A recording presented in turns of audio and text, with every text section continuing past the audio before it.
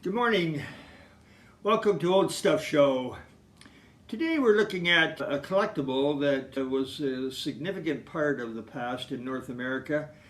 It emphasized at that time smoking, and smoking collectibles come in all shapes and sizes, and we'll look at a few things today, focusing mainly on match covers and match boxes and some advertising as well. So these things symbolize the kind of society that it was in those days, and so much different from today. Just to give you one example, here's an ad in a 1946 Life magazine, November the 25th.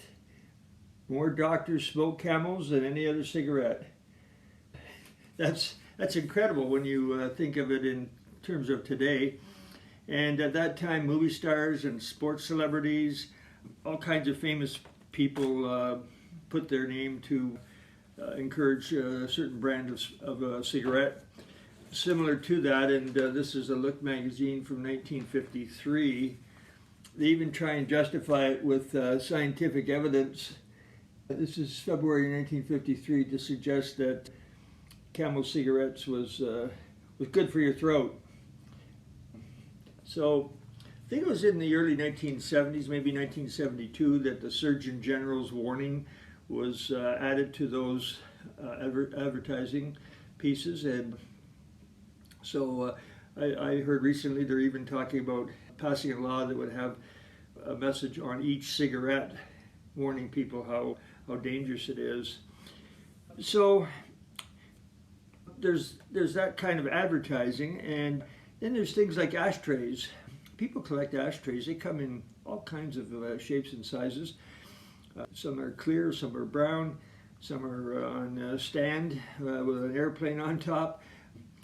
Ashtrays were provided everywhere. Hotel rooms, restaurants, even in cars there was the ashtray on the side arm of the seats. Every car had a standard lighter in the dashboard, so it was just a common thing. Now, not everybody smoked, but it was a large segment of society that did. So the focus then, as I mentioned, will be on match covers and match boxes, and this collectible has been extremely important in the past to many people. What I'm showing you here today came from a collection of a man who spent his whole life collecting match covers, and at one point I guess he had around 150,000. He recently passed away, and I was able to obtain a good part of his collection, so I've been enjoying going through them and looking at the various categories.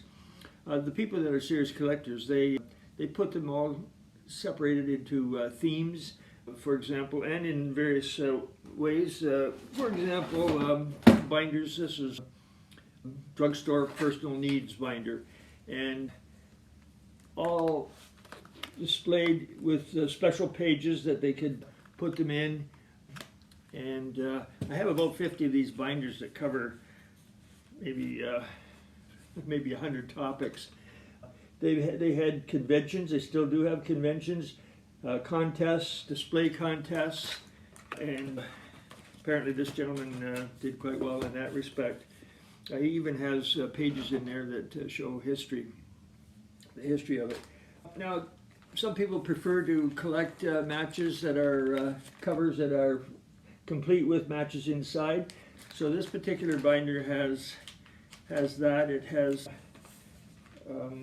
like this one here, for example, is just thirsty ? Just whistle, golden orange whistle is the product, and inside are still the matches. So there's a combination, but most of the collection from this gentleman was in the special pages that you could put the covers in. What I'm showing you there are dogs. So that's one important category. All kinds of breeds of dogs. So he would be looking for examples constantly of all these categories, and he had a binder for every particular item. They also came in fun kinds of things, souvenirs, tourist souvenirs. This one here is just one with themes of Canada, pictures of Canada on the cover, and it's full of matches. And I've got several of these. This one's called the world's largest matchbook, and again, it's full of matches. So these are collectible and fun to look at. Also, I've discovered in the collection that there are sets. So inside, this is unwrapped. This is a box of matches, complete, with different classic cars. This one is a set that has famous personalities.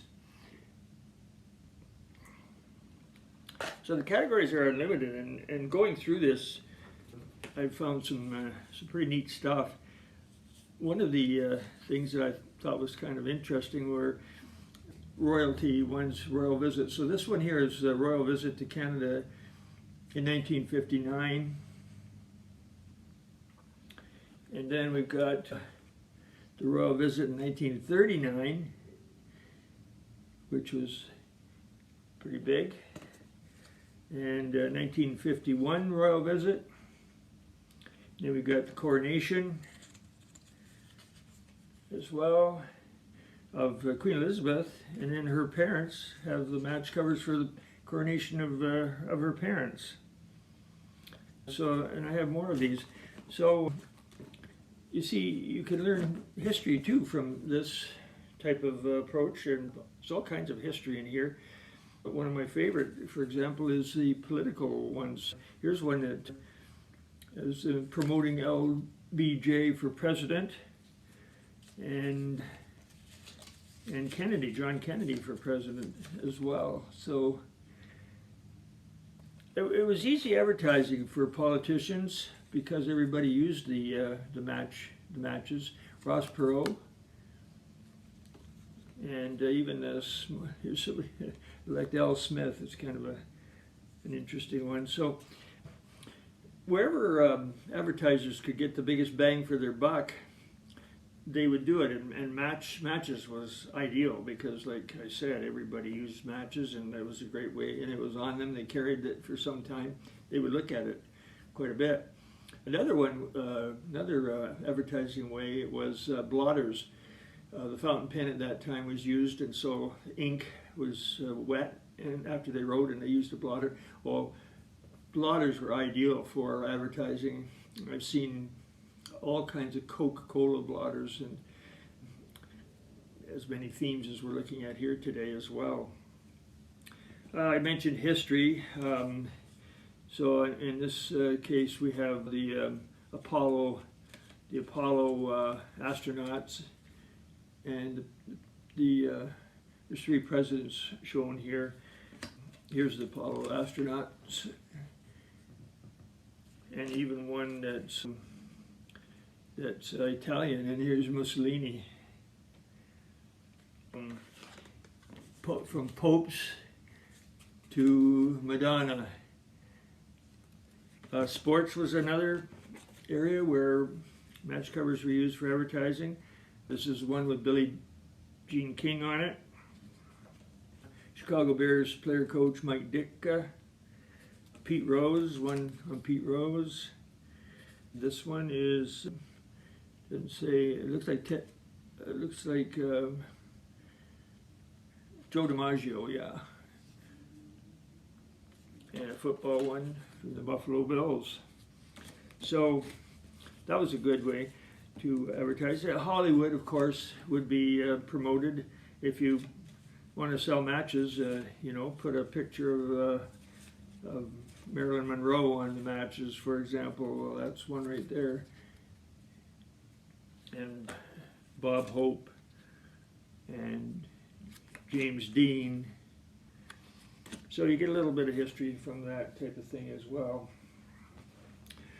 So one of the more common places for matches to be distributed was at the local gas station. you'd fill up with gas, and sometimes they would give you free matches just as a promotion. But I've got a pretty large binder of gas station matches, old ones as well as newer ones, Shell, and every gas station around. Especially collectible would be the gas stations that are no longer around. Like this one here is quite collectible. This is a BA, British American Gas, and Super Test, which is very, very collectible. White Rose Gas as well. I don't have a sample of that, but here's another Super Test. Every gas station, Texaco and so on. Just odds and ends, ones, two. This is Pamela Anderson in a seductive pose. Now, gas stations particularly would, or garages would give out what would be called girly matches. So I get this whole binder full of these girly pictures. So some are nude, some are semi-nude, but they're very collectible in today's world. So lots of those. So the match cover and the matchbox served a very important purpose at that time. And today, I don't think a lot of people collect it, but over the years, there were people who were serious about it. They have clubs. I'm sure they still have clubs. They have conventions. And I remember one time driving down the road, maybe 20 years ago, and I saw a sign at a local hotel, Matchbox match cover convention. So I thought, I'll just go in and take a look. Went in, and this big room, ballroom, had displays around the whole outside, and they were all themed, and there'd be like walls of displays. There would be like flowers, there would be cars, there would be gas stations, there would be, just about everything. Cars are kind of interesting because with the cars you can see the models as they came out. I think I have cars here somewhere. And they would show the old model cars, and every time a new model came out, which they did annually there, they would be able to promote it with match covers. So these are fun to look at, but to go through 150,000 of them is going to take me some time, I think. But it's been great entertainment. So I don't know if you're a serious collector of anything, but I've had people purchase some of these from me at my flea market, and the person that owned dogs, for example, they were very interested in having a dog collage to put together. Another lady was looking at the car ones, and she said that her father really was into cars, and so would really appreciate it and wanted to buy the whole binder. So, people still show an interest in it, and it's something that is very entertaining. I have these available. Some of them at some point in the fall will show up on eBay. My eBay site under Lonrem, Lonrem. And I'm at a market in Aberfoyle near Guelph, Ontario. I'm there until the end of October. This year is 2022, so in the future it won't be there necessarily after October. But you can contact me also, F as in Fred, .Israels, ISRAELS, at Rogers, ROGERS.com. If you have questions, and we can work something out if any of this has caught your interest. So I hope you enjoy this, and I have over 50 other videos for you to look at under Old Stuff Show on YouTube. So just go to youtube.com, search Old Stuff Show, hit videos at the top, and all of them will come up, and you can choose topics that you like. I cover a wide variety of collectibles and antiques with short videos. So that's it for now. Thanks for watching, and enjoy. Bye for now.